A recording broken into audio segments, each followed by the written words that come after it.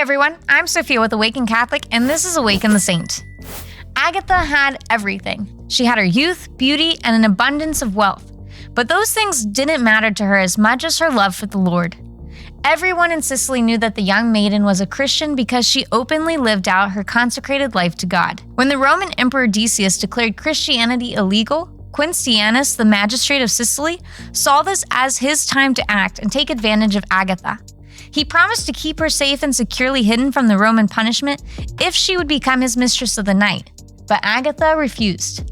In retaliation, Quinctianus forced her to take residency into a brothel, but Agatha refused yet again to allow any man to advance on her. She had declared herself for God and God alone, and she feared no punishment if it protected her sacred vows. The brave young woman was later beaten, imprisoned, and tortured by Quinctianus out of rage when she wouldn't give in to an abandonment of her vows. The torment went so far that her breasts were crushed and removed as a final attempt to humiliate and belittle Agatha. Tradition says that St. Paul appeared to her in a vision and healed the suffering maiden of her injuries through the grace of God. Seeing that she wouldn't be dying of her injuries now, the magistrate had Agatha rolled across burning coals until she was roasted alive. Shortly before her death, there was a tragic earthquake that struck, killing many people in Sicily, including a dear friend of Quinctianus. In her final breaths, Agatha had nothing left to proclaim but praises to God and thanksgiving for an end to her suffering.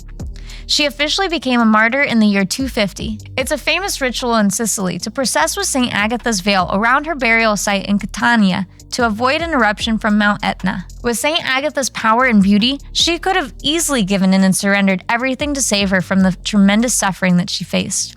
Granted, her options weren't much in favor of her coming out on the other side unscathed either way, and in the end her body, a total gift to God alone, was still destroyed. So why did she fight so hard to keep her vows with God? Because in the end, when she couldn't protect her body, her soul still belonged to God.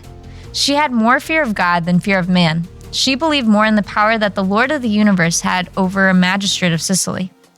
There was nothing that Quinctianus could do to her that the Lord would let go unnoticed.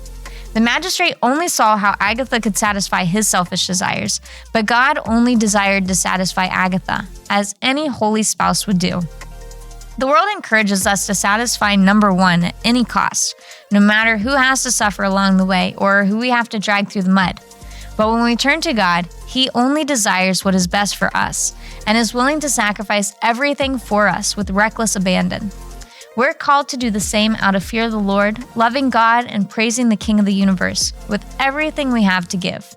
What do we have to lose? St. Agatha, pray for us.